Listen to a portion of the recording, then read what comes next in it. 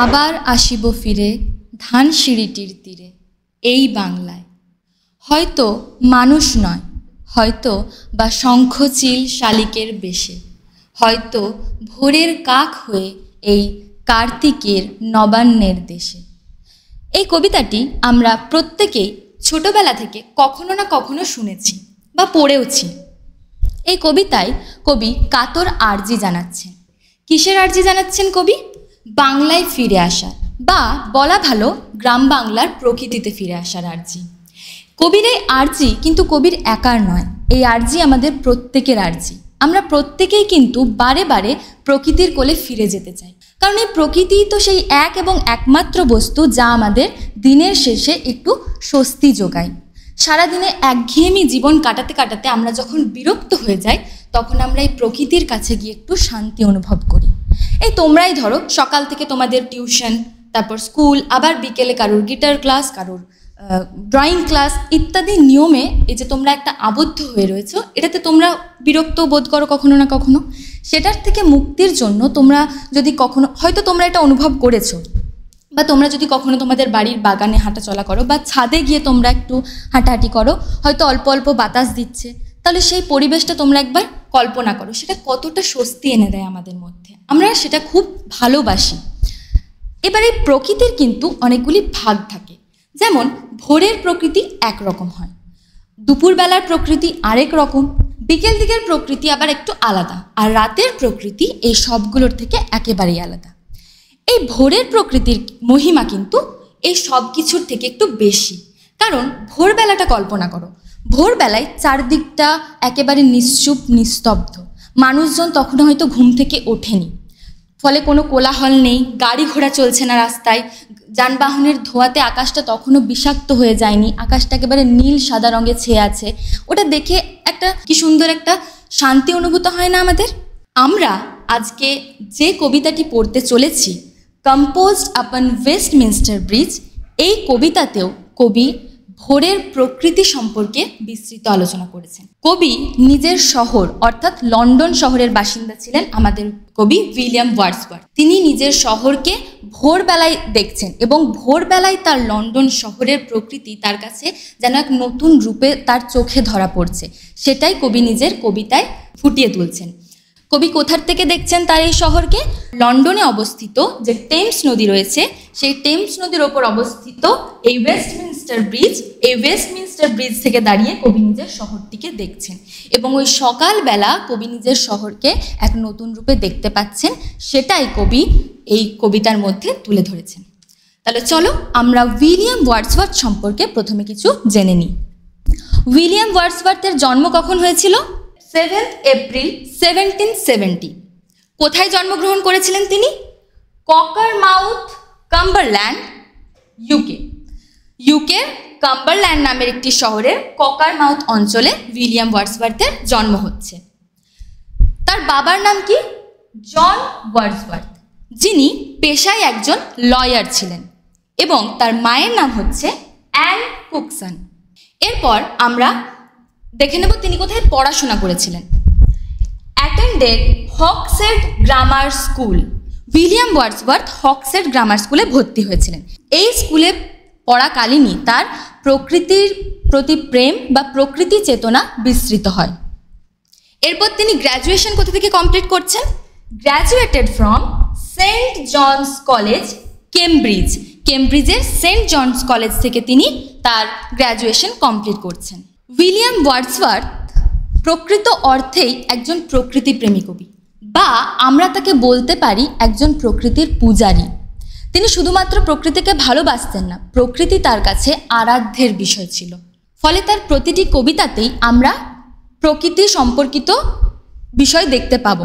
এছাড়াও তার লেখার আরেকটি যে গুরুত্বপূর্ণ বিষয় ছিল, সেটা হচ্ছে তিনি রুরাল লাইফকে নিয়ে ডিল করতেন। রুরাল কথাটার অর্থ কি? রুরাল কথাটার অর্থ হচ্ছে গ্রাম, অর্থাৎ গ্রামের মানুষদের জীবন নিয়েও তিনি লেখালেখি করেছেন, এবং তার লেখাগুলি অতি অবশ্যই সিম্পল এবং স্ট্রেট ফরওয়ার্ড ওয়েতেই ছিল। উইলিয়াম ওয়ার্ডসওয়ার্থ যে প্রকৃতিকে নিয়ে লেখালেখি করছেন, প্রকৃতিকে নিয়ে তার যে লেখার এই তাগিদ, এটার পেছনে একটা কারণ ছিল। কি সেই কারণ? উইলিয়াম ওয়ার্ডসওয়ার্থ যখন লেখালেখি করছেন তখন ফ্রান্সে একটি রেভলিউশন হয়। French revolution. এই ফ্রেঞ্চ রেভলিউশনের উপর একজন দার্শনিকের খুব প্রভাব ছিল, সেই দার্শনিকের নাম হচ্ছে রুসো।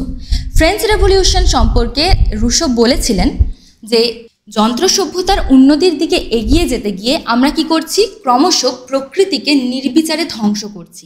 আজকেই দেখো না, যে কোনো বিল্ডিং, মল, মার্কেট যাই কিছু আমরা স্থাপন করতে যাই, প্রথমেই আমরা কি করি, গাছ কেটে নির্বিচারে ধ্বংস করে ফেলছি আমরা বন জঙ্গল। কিন্তু আমরা এটা ভুলে যাচ্ছি যে আমরা প্রত্যেকেই প্রকৃতির সাথেই জড়িত। আমাদের বেঁচে থাকার রসদ কিন্তু প্রতি মুহূর্তে আমাদেরকে প্রকৃতির থেকেই সংগ্রহ করতে হয়। রুসো তার বক্তব্যে এটাই রাখেন যে মানুষজন যে প্রকৃতিকে অবহেলা করছে এটা কিন্তু ঠিক নয়। আমাদের তাই উচিত আবার প্রকৃতির কাছে ফিরে আসা, নিজেদের উন্নতি সাধন করতে গিয়ে আমরা যেন প্রকৃতির ক্ষতি না করে ফেলি। রুসোর এই বক্তব্যটি উইলিয়াম ওয়ার্ডসওয়ার্থকে খুব প্রভাবিত করে, তাই এবং তিনিও বুঝতে পারেন যে আমরা প্রকৃতিকে ছাড়া এক মুহূর্ত চলতে পারি না, এবং মানুষের মধ্যে এই চেতনাকে জাগিয়ে তোলার জন্য তিনি তার প্রতিটা লেখা, বেশিরভাগ লেখাতেই তিনি প্রকৃতি নিয়েই লেখালেখি করেন। তাহলে এরপর আমরা তার বিখ্যাত কিছু লেখা সম্পর্কে জেনে নিই। উইলিয়াম ওয়ার্ডসওয়ার্থের বিখ্যাত লেখা সম্পর্কে জানার জন্য প্রথমেই যে নামটি আমরা পাবো সেটা হচ্ছে লিরিক্যাল ব্যালাডস, যেটা 1798 খ্রিস্টাব্দে প্রকাশিত হচ্ছে। এই লিরিক্যাল ব্যালাড সম্পর্কে জানতে গেলে আরেকজনের নাম না জেনে নিলেই নয়, তিনি হচ্ছেন এস.টি. কোলরিজ। এই উইলিয়াম ওয়ার্ডসওয়ার্থ আর এস.টি. কোলরিজ এই দুইজন খুবই ভালো বন্ধু ছিলেন, আর এই দুই বন্ধু কবি মিলেই এই কবিতার সংকলন লিরিক্যাল ব্যালাডস এটি প্রকাশিত করছেন। এরপর উইলিয়াম ওয়ার্ডসওয়ার্থের আরেকটি কবিতার সংকলন, যেটির নাম হচ্ছে পোয়েমস, যেটি 1807 খ্রিস্টাব্দে প্রকাশিত হচ্ছে। এখানে আরেকটি বিষয় বলে রাখা ভালো, তোমাদের বইয়ে দেখবে কম্পোজড আপন ওয়েস্টমিনস্টার ব্রিজ, তার পাশে লেখা রয়েছে সেপ্টেম্বর 3, 1802, অর্থাৎ কবি কবিতাটিকে কম্পোজ করছেন 1802-এ, কবিতাটি লিখছেন, কিন্তু সেটা প্রকাশিত হচ্ছে এই পোয়েম নামের ভলিউমে 1807 খ্রিস্টাব্দে। এটা তোমরা একটু মাথায় রেখো। এরপর তার একটি অটোবায়োগ্রাফিক্যাল ওয়ার্ক রয়েছে দ্য প্রিলিউড, যেটা 1850 খ্রিস্টাব্দে প্রকাশিত হচ্ছে। এরপর আমরা তার কিছু বিখ্যাত পোয়েম সম্পর্কে জেনে নিই। প্রথমেই যেটা আসছে টিনটার্ন অ্যাবে, যেটি 1798 খ্রিস্টাব্দে প্রকাশিত হচ্ছে। এই টিনটার্ন অ্যাবেটা পড়লে আমরা বুঝতে পারবো যে ওয়ার্ডসওয়ার্থের যে প্রকৃতি প্রেম সেটা কোন মাত্রায় ছিল, প্রকৃত অর্থেই তিনি প্রকৃতিকে কতটা ভালোবাসতেন, সেটা এই পোয়েমটা পড়লেই আমরা বুঝতে পারবো। এরপর আসছে ড্যাফোডিলস, এটা 1807 খ্রিস্টাব্দে প্রকাশিত হচ্ছে। ড্যাফোডিলস একটি ফুলের নাম, এবং সেই ফুলকে দেখে কবির মধ্যে যে অনুভূতি হচ্ছে, যে অনুভূতি জাগ্রত হচ্ছে, সেটা নিয়েই কবির এই কবিতা।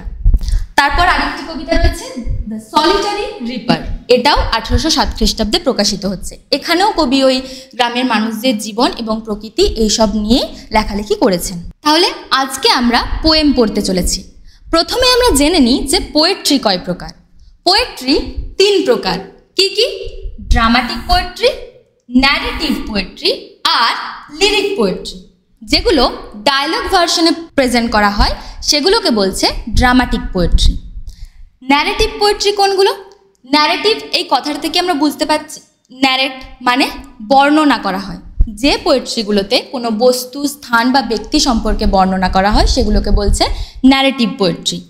আর লিরিক পোয়েট্রি, লিরিক পোয়েট্রি আমরা কোনগুলোকে বলবো? লিরিক পোয়েট্রি হচ্ছে যেসব পোয়েট্রিতে পার্সোনাল থট বা ইমোশন সম্পর্কে ডিল করা হয়। যেমন ড্রামাটিক বা ন্যারেটিভ পোয়েট্রির ক্ষেত্রে আমরা দেখলাম যে সেখানে অন্য কোনো বস্তু, ব্যক্তি বা স্থান সম্পর্কে বর্ণনা করা হয়। সেখানে লিরিক পোয়েট্রিতে কিন্তু পার্সোনাল থট বা পার্সোনাল ইমোশন সম্পর্কে ডিল করা হয়। এই লিরিক পোয়েট্রিগুলো অনেক সময় মিউজিক্যাল ওয়েতে প্রেজেন্ট করা হয়ে থাকে। আর এই লিরিক পোয়েট্রির কিছুগুলি ভাগ রয়েছে। কি কি সেই ভাগ? এলিজি, ওড, সনেট এবং আরও বেশ কিছু ভাগ রয়েছে। আমরা আজকে সনেট সম্পর্কে জানব, কারণ আমরা যে কবিতাটি পড়তে চলেছি সেটিও একটি সনেট। তাহলে সনেট সম্পর্কে আমরা একটু ডিটেলসে জেনে নিই।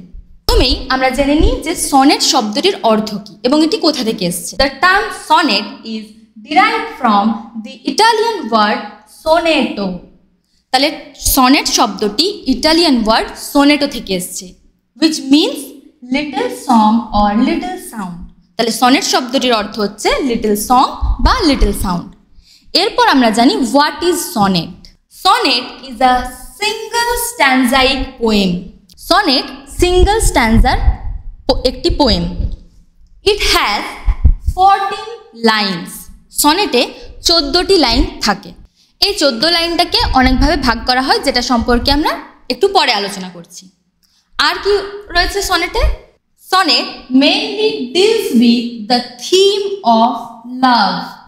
সনেটের অনেক রকম থিম থাকে, কিন্তু মেইনলি সনেট এই লাভ থিমের উপরই হয়ে থাকে। And sonnet mainly written in iambic pentameter. Sonnet mainly iambic পেন্টামিটারে লেখা হয়ে থাকে। এরপর প্রথমেই যে প্রশ্নটি তোমাদের মাথায় আসছে, হোয়াট ইজ আয়াম্বিক পেন্টামিটার? দেখো, কবিতার একটি লাইনে অনেকগুলি ওয়ার্ড থাকে এবং সেই ওয়ার্ডগুলি অনেকগুলি সিলেবেলে ভাগ করা থাকে। What is syllable? এটা যদি তোমরা না জানো তাহলে তোমরা আমাদের জেনারেল গ্রামারের একদম ফার্স্ট ভিডিওটি দেখে নিও, সেখানে সিলেবেল সম্পর্কে ডিটেলসে আলোচনা করা আছে।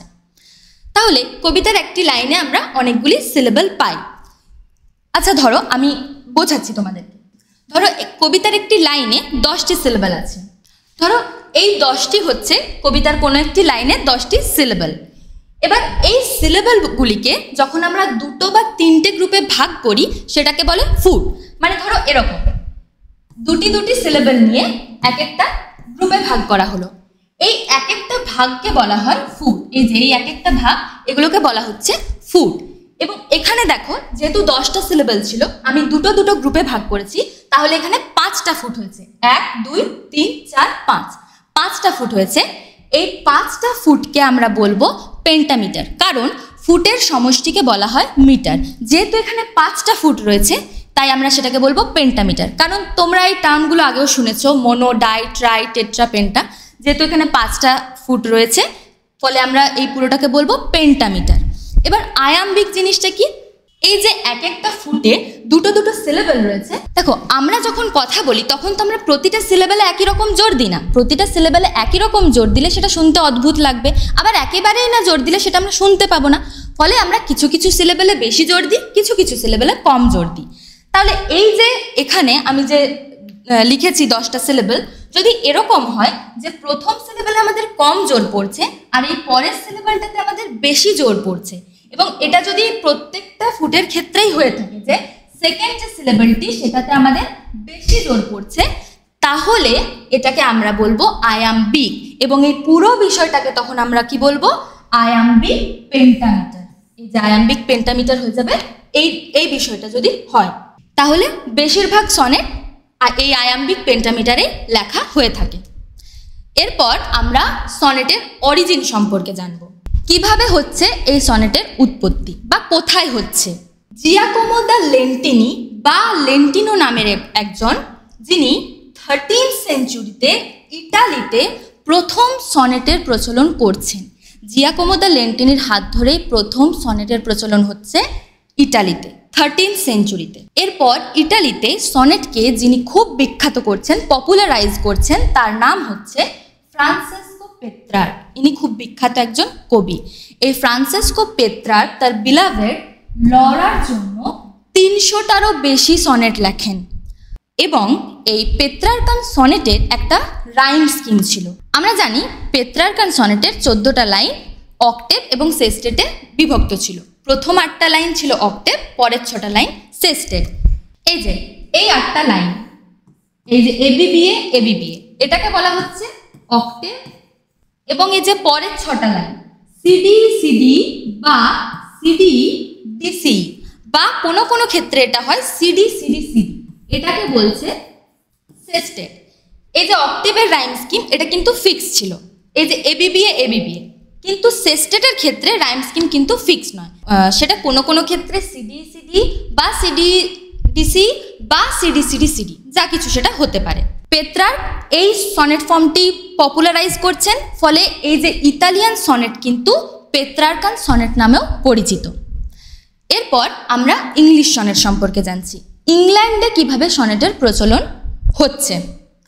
ইংল্যান্ডে প্রথম যিনি সনেটের প্রচলন করছেন তার নাম হচ্ছে থমাস ওয়াট।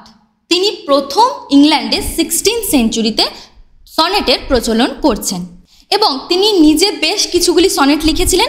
এছাড়াও তিনি বেশ কিছু পেত্রার্কার সনেটকে ইংলিশে ট্রান্সলেট করেছিলেন। থমাস ওয়াটের পর আমরা যে নামটা পাবো হেনরি হাওয়ার্ড। এই হেনরি হাওয়ার্ড ওই যে পেত্রার্কান যে ফরম্যাট ছিল সনেটের অক্টেভ আর সেস্টের, সেটাতে তিনি কিছুটা বদল ঘটান। তিনি একটা নতুন স্ট্রাকচার নিয়ে আসেন সনেটের ক্ষেত্রে। সেটা কীরকম? তিনি 3 কোয়াড্রেন্ট আর একটা কাপলেটের প্রচলন ঘটান। এটা কীরকম? প্রথম যে 12টা লাইনকে তিনি 3টে ভাগে ভাগ করেন এবং প্রতিটা ভাগে 4টে করে লাইন থাকে। 3টে ভাগ রয়েছে এবং যেহেতু 4টে করে লাইন রয়েছে প্রতিটা ভাগে, তার জন্য সেটাকে বলা হচ্ছে কোয়াড্রেন্টস। কোয়াড্রেন্টস মানে 4, ফলে 3টে ভাগ এবং প্রতিটা ভাগে 4টে করে লাইন, 3 কোয়াড্রেন্টস। এবং একদম শেষের যে 2টো লাইন সেটা হচ্ছে কনক্লুডিং কাপলেট। এবং এটা রাইম স্কিমটা কি? ওই যে 3টে ভাগের রাইম স্কিম হচ্ছে A B A B, C D C D, E F E F. আর যে শেষের যে কনক্লুডিং কাপলেট তার রাইম স্কিমটা হচ্ছে জিজি। হেনরি হাওয়ার্ড এই নতুন ধরনের সনেটের ফরম্যাটের প্রচলন করেন বা সনেট স্ট্রাকচার তিনি নিয়ে আসেন। হেনরি হাওয়ার্ডের প্রচলিত এই সনেট স্ট্রাকচারকে যিনি পপুলারাইজ করছেন ইংল্যান্ডে, তার নাম আমরা সকলেই শুনেছি, William Shakespeare, the most famous sonnet writer in England, যিনি 154টি সনেট লিখেছিলেন। তাহলে এই ছিল আমাদের সনেটের বিষয়বস্তু। যদি এই সনেট সম্পর্কে তোমাদের কোনো রকম কিছু প্রশ্ন থাকে তাহলে তোমরা অবশ্যই কমেন্ট সেকশনে জানাবে। উইলিয়াম শেক্সপিয়ারের পর কিন্তু ইংল্যান্ডে সনেট লেখার প্রচলন কিছুটা কমে গেছিল। তারপর উইলিয়াম ওয়ার্ডসওয়ার্থ আবার রোম্যান্টিক এজে গিয়ে আবার তিনি সনেট লেখার প্রচলন শুরু করছেন। যেরকম আমরা তার একটা সনেট আজকে পড়তে চলেছি, কম্পোজড আপন ওয়েস্টমিনস্টার ব্রিজ। চলো তাহলে আমরা পোয়েমটা শুরু করি। পোয়েমটা পড়ার আগে একটা কথা আমাদের মাথায় রাখতে হবে, উইলিয়াম ওয়ার্ডসওয়ার্থ কিন্তু একজন রোম্যান্টিক কবি ছিলেন। রোম্যান্টিক মানে কি তিনি প্রেমিক কবি ছিলেন? না, সেই অর্থে রোম্যান্টিক নয়। রোম্যান্টিক কথাটার অর্থ হচ্ছে তিনি প্রকৃতি প্রেমী ছিলেন। এই প্রকৃতি প্রেমী যে কবিরা, তাদের তালিকায় প্রথমেই আমরা উইলিয়াম ওয়ার্ডসওয়ার্থের নাম পাবো। এছাড়াও আরও যে কবিরা ছিলেন এই তালিকায়, তাদের মধ্যে রয়েছেন S T. Coleridge, John Keats, P B. Shelley. এনারা প্রত্যেকেই ছিলেন রোম্যান্টিক কবি এবং এনাদের চোখে প্রকৃতি যেভাবে ফুটে উঠত, অবশ্যই আমরা সাধারণ মানুষরা সেইভাবে প্রকৃতিকে অনুভব করতে পারি না। আমরা প্রত্যেকেই প্রকৃতিকে দেখেছি বা অনুভব করি, কিন্তু কবির কল্পনায় যে প্রকৃতি ঠিক কতটা সুন্দর সেটা এনাদের কবিতা পড়লেই বোঝা যায়। এই যে আজকে আমরা যে পোয়েমটি পড়তে চলেছি, কম্পোজড আপন ওয়েস্টমিনস্টার ব্রিজ, এই কবিতার প্রতিটা লাইনে কবি যেভাবে কল্পনা করেছেন, তার শহরকে দেখে তার মধ্যে যে কল্পনা আসছে সেগুলি পড়লেই আমরা বুঝতে পারবো যে হ্যাঁ, উইলিয়াম ওয়ার্ডসওয়ার্থ প্রকৃত অর্থেই একজন প্রকৃতিপ্রেমী কবি ছিলেন। তাহলে চলো আমরা এরপর পোয়েমটা শুরু করি। আর্থ has not anything to show more fair. কবি ওয়েস্টমিনস্টার ব্রিজ থেকে দাঁড়িয়ে তার শহর লন্ডন শহরকে দেখছেন এবং সেখান থেকে দাঁড়িয়ে নিজের শহরকে দেখে কবির কি মনে হচ্ছে যে পৃথিবীর এর থেকে সুন্দর দেখানোর আর কিচ্ছু নেই। আর্থ হ্যাজ নট এনিথিং, আর কিচ্ছু নেই এর থেকে সুন্দর দেখানোর। Dull would he be of soul who could pass by a sight so touching in its majesty. এই ম্যাজেস্টি কথাটার অর্থ হচ্ছে ম্যাগনিফিসেন্ট বিউটি। কিসের ম্যাগনিফিসেন্ট বিউটির কথা বলা হচ্ছে? লন্ডন শহরের। কবি লন্ডন শহরকে দেখছেন। কবির মনে হচ্ছে এই যে ম্যাগনিফিসেন্ট বিউটি, লন্ডন শহরের এই যে অপূর্ব সৌন্দর্য, যেটা সো টাচিং, যেটা কবির একেবারে হৃদয় ছুঁয়ে যাচ্ছে, হৃদয় স্পর্শী এই যে অপূর্ব সৌন্দর্য লন্ডন শহরের, এটা যদি কেউ অবজ্ঞা করে, হু কুড পাস বাই, যদি এটা না দেখে কেউ চলে যায়, তাহলে কবির কি মনে হচ্ছে? ডাল উড হি বি, কবির তাকে ডাল বলে মনে হচ্ছে, মানে একেবারে নীরস বা নিস্তেজ বলে কবিতাকে মনে করছেন। তাহলে কবি এখানে কি বলছেন? This city now ডথ। এই ডথ হচ্ছে ডাজের ওল্ড ফর্ম। ডাজের ওল্ড ফর্ম এখানে কবি ব্যবহার করেছেন ডথ হিসেবে। তাহলে কবির কি মনে হচ্ছে যে দিস সিটি নাও ডথ, কবির মনে হচ্ছে যে লন্ডন শহরটি পড়ে রয়েছে। কি, এই যে এখানে বলেছে না, wear the beauty of the morning, কবির মনে হচ্ছে যে লন্ডন শহরটি সকালের সৌন্দর্যকে বা ভোরের সৌন্দর্যকে পরিধান করেছে, পড়ে রয়েছে। কিসের মতো? লাইক আ গার্মেন্ট, পোশাকের মতো লন্ডন শহর ওই সকালের প্রকৃতিকে পরিধান করেছে। অর্থাৎ কবি এখানে লন্ডন শহরকে একটি সুন্দরী মেয়ে হিসাবে কল্পনা করছেন এবং ওই যে ভোরের প্রকৃতি সেটাকে একটা সুন্দর পোশাক হিসেবে তিনি কল্পনা করছেন। তার মনে হচ্ছে যে এই সুন্দরী একটি নারী, যে লন্ডন শহর, সে ওই ভোরের সৌন্দর্যটিকে পোশাকের মতো নিজের শরীরে পরিধান করেছে। দেখো, এটা কিন্তু উইলিয়াম ওয়ার্ডসওয়ার্থের কল্পনাতেই সম্ভব, তাই না? আমরা কেউ এভাবে নিশ্চয়ই চিন্তা করতে পারি না, তার জন্যই তিনি উইলিয়াম ওয়ার্ডসওয়ার্থ। চলো আমরা তারপর দেখে নিই। Silent bare, ships, towers, domes, theatres and temples lie, open unto the fields and to the sky. Silent and bare মানে একেবারেই নিস্তব্ধ, নীরব। কবি ভোরবেলায় তার শহরের সৌন্দর্য দেখছেন এবং ভোরবেলায় তিনি এই যে শিপস, টাওয়ার্স, ডোমস এই সমস্ত কিছুকে দেখছেন যে সব কিছুই কিন্তু একেবারে নিস্তব্ধ, নীরব, কারণ তখনও মানুষের কর্মব্যস্ততা শুরু হয়নি, ফলে চারপাশটা একেবারেই শান্ত হয়ে রয়েছে। এবং কবি এই যে শিপস, টাওয়ার্স, ডোমস এই সব কিছু দেখছেন, এগুলি কবির চোখের সামনে বিস্তৃত হয়ে রয়েছে। এই যে ওপেন আনটু দ্য ফিল্ডস মানে দিগন্ত বিস্তৃত, এবং সেগুলি উঁচু হয়ে খাড়াভাবে অবস্থিত। এই যে অ্যান্ড টু দ্য স্কাই অর্থাৎ এগুলো গগনচুম্বী। কবি চোখের সামনে এগুলোকে দেখতে পাচ্ছেন। এই সব কিছুই কিন্তু ওই ভোরের সকালের মতো, ওই ভোরের প্রকৃতির মতো একেবারেই নীরব, নিস্তব্ধ। All bright and glittering in the smokeless air. তাহলে অল এখানে কোনগুলিকে অল বলা হয়েছে? এই যে শিপস, টাওয়ার্স, ডোমস, থিয়েটার্স এগুলোকে কবি অলের মাধ্যমে বোঝাচ্ছেন। এই সব কিছুই উজ্জ্বল বা চকচক করছে, গ্লিটারিং, চকচক করছে। In this smokeless air. Smokeless কেন? কারণ ওই যে ভোরের প্রকৃতি, মানুষজনের কর্মব্যস্ততা তখনও শুরু হয়নি, রাস্তায় যানবাহন চলছে না, ফলে বাতাসে ওই যানবাহনের বিষাক্ত ধোঁয়া এসে মিশছে না, তাহলে বাতাসটা তখন একেবারে নির্মল, একেবারে পরিষ্কার। তাহলে স্মোকলেস এয়ারে ওই সমস্ত কিছুই যেন উজ্জ্বল, চকচক করছে। Never did sun more beautifully steep in his first splendor, valley, rock or hill. তাহলে কবির কি মনে হচ্ছে? ওই যে ভোরে প্রথম যে সূর্যের কিরণ এসে পড়ছে, এই যে এখানে বলেছে না ফার্স্ট স্প্লেন্ডার, সূর্যের যে একদম প্রথম কিরণটা এসে পড়ছে, যেহেতু ভোরবেলা প্রথম যে কিরণ এসে পড়ছে, কোথায় এসে পড়ছে? Valley, rock or hill. উপত্যকা, রক মানে খাড়া পাথর, আর হিল পাহাড়। ওই উপত্যকা, খাড়া পাথর এবং পাহাড়ের ওপর যে সূর্যের কিরণ এসে পড়ছে, এটা কবির কাছে একটা অপূর্ব সুন্দরভাবে এটা ধরা দিচ্ছে, অপূর্ব সুন্দর লাগছে সেটা দেখতে। কবির মনে হচ্ছে সূর্য যেন এর আগে এতটা সুন্দরভাবে এই কোনো কিছুকেই হয়তো এরকমভাবে আলোকিত করেনি। এই যে এখানে স্টিপ ওয়ার্ডটি রয়েছে, স্টিপ ওয়ার্ডটির অর্থ হচ্ছে খাড়া। কবির এখানে কি মনে হচ্ছে? ওই যে সূর্যের কিরণ এসে পড়ছে, খাড়াভাবে এসে পড়ছে ওই উপত্যকা, পাহাড় ইত্যাদির ওপর, সেটাকেই কবি এখানে বোঝাতে চেয়েছেন। Never saw I, never felt a calm so deep. কবির এটা দেখে কি মনে হচ্ছে? এতটা গভীর শান্ত পরিবেশ তিনি এর আগে কখনো দেখেননি। নেভার স আই, এখানে নেভারটা কিন্তু নেভারই হচ্ছে, তিনি ওই মিটার মেলানোর জন্য এখানে নেভার ব্যবহার করেছে। কবির তাহলে এখানে কি মনে হচ্ছে? যে এতটা গভীর শান্ত পরিবেশ তিনি না এর আগে কোনো দিন দেখেছেন, না কখনো অনুভব করেছেন। The river glided at his own sweet will. এখানে কি বলছেন? দেখো, উইল মানে হচ্ছে ইচ্ছে, ওন মানে নিজের, আর সুইট মানে আমরা এমনিতে জানি মিষ্টি।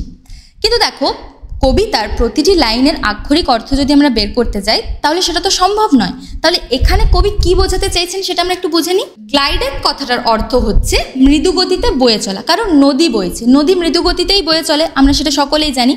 তাহলে নদীর ওই যে মৃদু গতিতে বয়ে চলা, নদীর ওই গতিটাকে কবি এই সুইট অ্যাডজেক্টিভের মাধ্যমে বুঝিয়েছেন। মানে নদী নিজের মনে মৃদু গতিতে বয়ে চলেছে।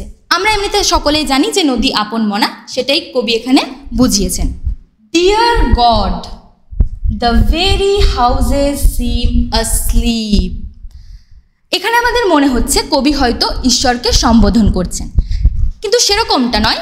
দেখবে আমরা যখন কোনো একটা দৃশ্য দেখে বা কোনো কিছু দেখে খুব হতবম্ব হই, হতচকিত হই, তখন আমরা কিভাবে বলি, আরে আরে বাবারে, ও মা গো, এই এক্সপ্রেশনগুলো আমরা দিয়ে থাকি।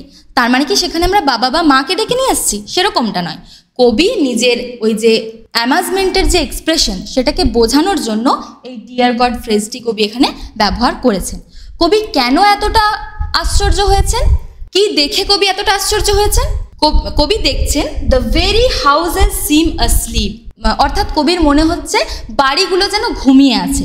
এবার দেখো, বাড়িগুলো নিশ্চয়ই ঘুমিয়ে থাকতে পারে না, বাড়ির মধ্যে যে মানুষ বসবাস করে তারা ঘুমিয়ে আছে। যেহেতু আমরা শুরুর থেকে পড়ছি যে কবি ভোরের প্রকৃতি দেখছেন, তখনও মানুষজনের কোলাহল শুরু হয়নি, কারণ মানুষজনের ঘুম ভাঙেনি। তাহলে যেহেতু মানুষজনের কোলাহল নেই, তাই বাড়িগুলোকেও একেবারে নিশ্চুপ নিস্তব্ধ লাগছে। এরপরে কি বলছে? And all that mighty heart is lying still. Mighty heart বলতে এখানে লন্ডন শহরকে বোঝানো হয়েছে। আগেই আমরা দেখলাম কবি লন্ডন শহরকে একটা মানুষ হিসেবে কল্পনা করছেন, এবং কবি কল্পনা করছেন যে লন্ডন শহরটি ভোরের ওই সৌন্দর্যকে পরিধান করেছে। তাহলে ওই লন্ডন শহরটিকে কবি এখানে বলছেন মাইটি হার্ট।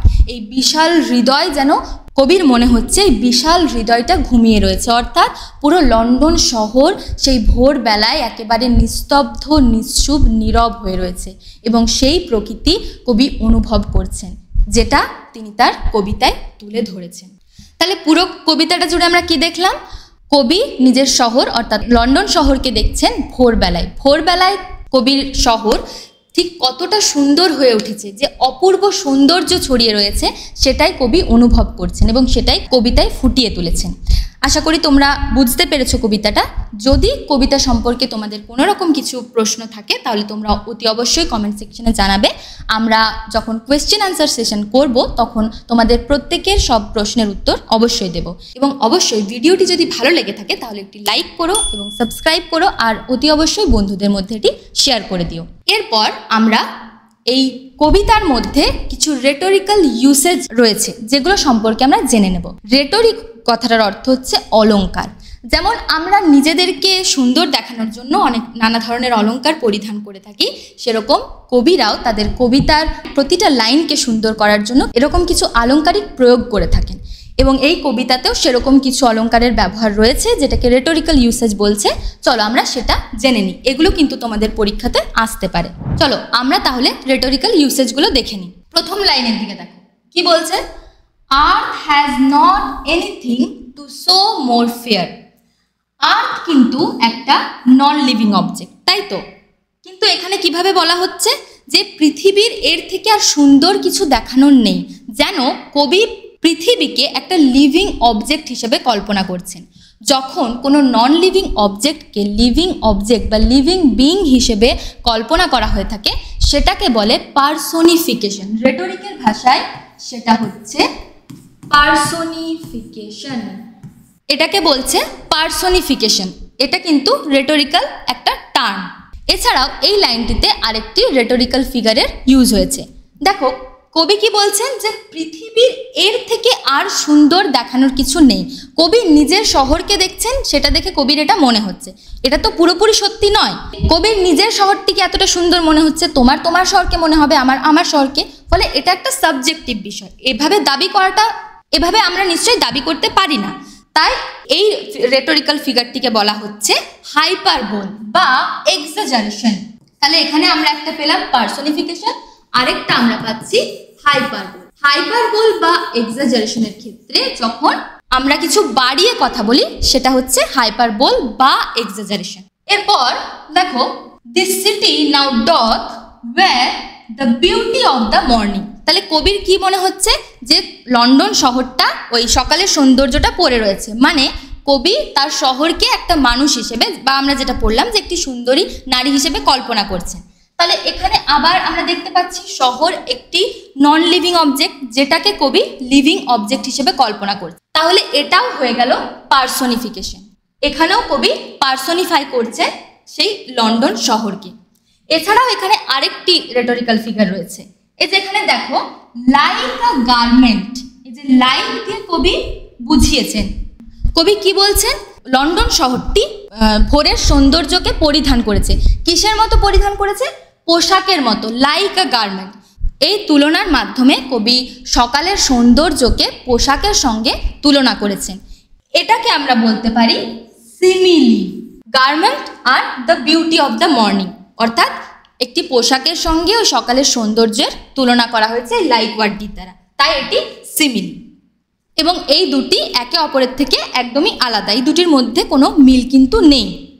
এরপরে এই যে কবি এখানে বলছেন ships, towers, domes, theatres and temples lie. আবার এখানে দেখো এই যে প্রতিটা যে জিনিস রয়েছে, শিপস বা টাওয়ার্স বা ডোমস, এগুলো প্রতিটাই কিন্তু নন লিভিং অবজেক্ট, অর্থাৎ কবি এগুলোকেও পার্সনিফাই করছেন। তাহলে এটাও হয়ে যাবে personification. The river glided at his own sweet will. এখানে তো কবি এই হিজ প্রোনাউনটা দিয়ে বুঝিয়ে দিয়েছেন তিনি রিভারকেও পার্সনিফাই করছেন। এখানে কিন্তু ইটস ব্যবহার করেননি কবি হিজ ব্যবহার করেছেন। অর্থাৎ রিভার সেটিও একটি নন লিভিং বিং বা নন লিভিং অবজেক্ট, যেটাকে কবি লিভিং বিং হিসেবে মানুষের মতো কল্পনা করছেন, যে নিজের গতিতে বয়ে যাচ্ছে। তাহলে এটাও অতি অবশ্যই পার্সনিফিকেশনেরই উদাহরণ। এরপর ডিয়ার গড, এখানে দেখো একটা এক্সক্লেমেটরি সাইন রয়েছে। রেটরিকের ভাষায় আমরা এটাকে বলি বা বলতে পারি এক্সক্লেমেশন। এরপর the very houses SIM asleep। এখানে কবি হাউসগুলিকে, বাড়িগুলিকে লিভিং বিং হিসেবে কল্পনা করছেন। কেন? কবির মনে হচ্ছে হাউসগুলি ঘুমিয়ে রয়েছে, বাড়িগুলি ঘুমিয়ে রয়েছে, কিন্তু বাড়িগুলি কি ঘুমিয়ে রয়েছে? বাড়ির মধ্যে মানুষগুলি ঘুমিয়ে রয়েছে। এখানে দেখো যে বিষয়টা হচ্ছে, বোঝানো হচ্ছে বাড়ির মানুষগুলিকে, কিন্তু বলা হচ্ছে বাড়িগুলি ঘুমিয়ে রয়েছে। এটাকে রেটরিকের ভাষায় আমরা বলতে পারি সিনেকডকি। এটাকে বলা হয় সিনেকডকি। এছাড়াও এখানেও আমরা পার্সনিফিকেশন পাবো, কারণ তিনি হাউসগুলিকে পার্সনিফাই করছেন। এখানে দেখো যেটা বোঝানো হচ্ছে container for the thing content. Container মানে হচ্ছে আধার, এবং থিং কন্টেন্ট মানে ওই আধারের ওপর যে বস্তুটি থাকে। এখানে দেখো বলা হচ্ছে হাউস, কিন্তু বোঝানো হচ্ছে মানে বাড়িতে অবস্থিত মানুষজন, তাদের বোঝানো হচ্ছে। তার জন্য এটাকে রেটরিকের ভাষায় সিনেকডকি বলা হয়। এছাড়াও এখানে পার্সনিফিকেশনেরও ইউসেজ রয়েছে, কারণ কবি আবার এখানে হাউস অর্থাৎ নন লিভিং অবজেক্টকে তিনি লিভিং অবজেক্ট হিসেবে কল্পনা করছেন। তার মনে হচ্ছে যেন বাড়িগুলি ঘুমিয়ে রয়েছে। এরপরে and all that mighty heart is lying still। এখানে এই যে মাইটি হার্ট দ্বারা কবি লন্ডন শহরকে বোঝাচ্ছেন। পুরো লন্ডন শহর ঘুমিয়ে রয়েছে। এটাও আবার সেই পার্সনিফিকেশনের উদাহরণ, কারণ কবি একটা শহরকে মানুষ হিসেবে কল্পনা করছেন। মাইটি হার্ট, বিশাল হৃদয়, সেই লন্ডন শহরের বিশাল হৃদয় তখনও শুয়ে রয়েছে। তাহলে এটা পার্সনিফিকেশনের উদাহরণ। এছাড়াও এখানেও দেখো এক্সক্লেমেটরি সাইন রয়েছে, তাহলে এটাকেও আমরা এক্সক্লেমেশন বলতে পারি। আচ্ছা, এখানে আরেকটা লাইন আমাদের ছেড়ে গেছে। দেখো এখানে কবি বলছেন never did sun more beautifully still in his first splendour. এখানে কবি সানকে হিজ দিয়ে বুঝিয়েছেন, অর্থাৎ কবি সূর্যকেও এখানে পার্সনিফাইং করেছেন। কবি সূর্যকেও একটা লিভিং অবজেক্ট হিসেবে দেখিয়েছেন। তাহলে এটাও অতি অবশ্যই পার্সনিফিকেশনেরই উদাহরণ। আচ্ছা, 2 নম্বর লাইনের দিকে একবার তাকাও। এখানে বলছে dull would he be of soul. এখানে দেখো রেগুলার যে গ্রামাটিক্যাল অর্ডার সেটাকে কিন্তু ভায়োলেন্ট করা হয়েছে। এখানে কি হওয়া উচিত ছিল? He would be dull of soul. সে জায়গায় কবি এখানে কি বলেছেন? Dull would he be of soul, অর্থাৎ যে আমাদের গ্রামাটিক্যাল অর্ডার সেটাকে কিন্তু এখানে ভায়োলেন্ট করা হচ্ছে। এটাকে আমরা তাই বলতে পারি হাইপার ব্যাটন বা ইনভার্সন। এই ধরনের রেটরিক্যাল ইউসেজকে বলা হয় হাইপার ব্যাটন বা ইনভার্সন। এবং দেখো এই লাইনটিতে এখানে যেহেতু একটি এক্সক্লেমেটরি সাইন রয়েছে, তাই এটাও অতি অবশ্যই এক এক্সক্লেমেশনের উদাহরণ। তাহলে তোমাদের কবিতায় যেসব রেটরিক্যাল ফিগার ইউজ করা হয়েছে সে সম্পর্কে আমরা এতক্ষণ আলোচনা করলাম। এই বিষয়ে তোমাদের কারোর যদি কোনো রকম কিছু প্রশ্ন থাকে তাহলে অবশ্যই তোমরা কমেন্ট সেকশনে জানাবে, এবং আমরাও অতি অবশ্যই তোমাদের প্রত্যেকের প্রশ্নের উত্তর দেব। তাহলে আজকের মতো টাটা, দেখা হচ্ছে নেক্সট ভিডিওতে।